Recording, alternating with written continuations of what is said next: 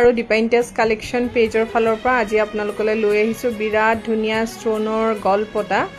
এই গলপতাটো আপোনালোকে মোৰ শ্ব'ৰুমত আগতেও দেখিছে, নিউলি আকৌ ষ্টক হৈছে, ষ্টক এভেইলেবল হৈছে একচুৱেলি। আৰু এইটো যিটো গলপতা বনোৱা হৈছে ষ্টনখিনি মন কৰিবচোন কিমান ধুনীয়া। এইটো চাকি ষ্টন হয় আৰু এয়া পাৰ্পল কালাৰত দেখুৱাই আছোঁ, চিলভাৰতে হয় দেখিছেনে, গোল্ড পলিছ কৰা হোৱা নাই।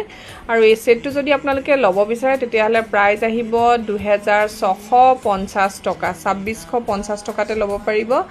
এইটো কিন্তু ৰাণী পিংক ষ্টন হয়। ৰাণী পিংক ষ্টনটো জানে আপোনালোকে কষ্টলি হয় আৰু সেইকাৰণে এই ছেটটোৰ দামটো কিন্তু জেনেৰেল ষ্টনতকৈ বেছি আহিব। আৰু এইটো ল'ব পাৰিব আপোনালোকে 3200 টকাত। বিৰাটেই ধুনীয়া হয় এই ছেটটো দেখিছেনে, চিলভাৰত কৰাৰ কাৰণে আৰুৱেই ধুনীয়া লাগিছে, মানে পিংক কালাৰটো বেছি উজ্জ্বল হৈ গৈছে।